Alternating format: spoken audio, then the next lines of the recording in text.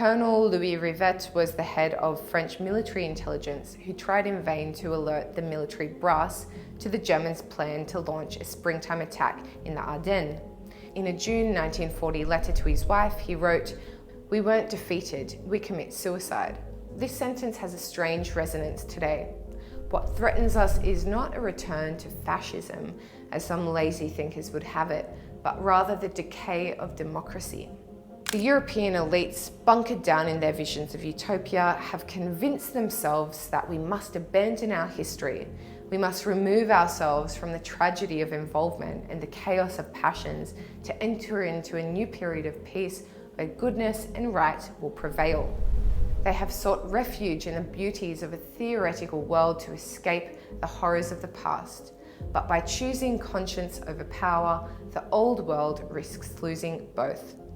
It will not only suffer denunciation, it will also succumb to fragility. It will continue to fall short of its moral ideals, but it will become too weak to achieve its lofty ambitions. Elites wanted to strip Europe's nations of their particularity and transform the continent into a merely legal entity. But a nation is more than just a contract that haphazardly brings together interchangeable entities. Peoples have strong memories, solid traditions, and they are rising up against Europe in the name of this flouted sovereignty. Yes, democracy is the orderly management of disagreements and the curbing of special interests and passions, but it must also allow for the fact that these passions persist even when they're contained. Civilization is the continual transformation of violence and ignorance into education and culture. But the very European desire to do away with violence forever by abolishing borders, by disparaging one's sense of identity and the nation's sense of history, also risks abolishing civilization itself. Tolerance is not a policy, it is a guardrail, not a governing principle.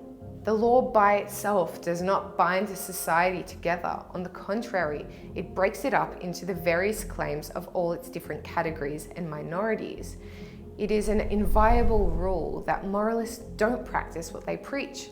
Open-handed promises are broken as soon as they are made. Tartuffe reigns supreme in his domain. Chaste believers trample on their faith. The friends of the indignant cry crocodile tears. The court disobeys the law it enforces. History is full of preachers and zealots who are caught red-handed after they've sworn to live according to their pure principles.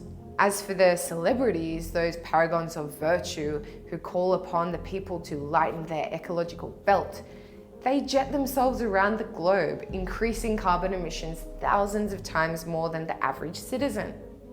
But of course, they make up for this by their posturing of living the simple life, like Prince Harry delivering a climate change speech barefoot, or Greta Thunberg crossing the Atlantic on a luxury sailboat, a journey that will produce 4 times the emissions of an ordinary flight. In the same way, the theatrical confrontation between Matteo Salvini and Emmanuel Macron showed that, except for perhaps a slight difference in tone, there is very little to distinguish between the former's migration policy and the latter's, for which Macron was vigorously criticised by the NGOs. When a moral imperative takes precedence over any political solution, it is even more difficult for a nation or a continent to deal with than for an individual. Without compromise, virtue quickly becomes a nasty behavioural tic, a self-abnegating exhibitionism. The more a democratic entity shows itself to be open and tolerant, the more its enemies refer to it as fascistic and dictatorial. If Europe refuses to countenance the use of force in any of its forms, the military, a common foreign policy, it renounces its own existence. Unless it wants to sink into insignificance, it must stop extending itself ad infinitum. It must live with clear borders. It must become a credible sheriff that can inspire fear when it needs to. It should be pointed out that since Europe was rebuilt in 1945, it has been the receptacle of all the chimeras of modernity. The late Roman Catholic priest Raymond Panica called upon Europe to do its part, for example, to de-occidentalize the world. George Steiner demanded it rediscover the poverty and austerity from which its culture was created. For Jeremy Rifkin, it must favor being over having, unlike the United States. It must create the reign of the spirit, Gianni Vattimo, and become the world's hostage, Pope Francis. But this bombast and misty-eyed lyricism, as generalized as it is generous, requires us to sacrifice political practicality. We float in an ether of marvels when we lose a sense of the possible. We prefer to dwell in that paradise instead of admitting that democracy is made up of cacophony and tension. As Raymond Aron observed, democratic governance is conducted in prose, not in poetry. Europe cannot turn itself into a charity.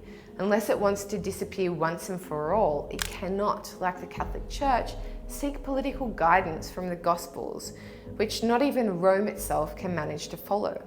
Either it becomes a convincing world player alongside the others, USA, China, India, Russia, and Brazil, and forges a new balance between power and human rights, or it will be dismembered by hungry predators waiting to devour it piece by piece.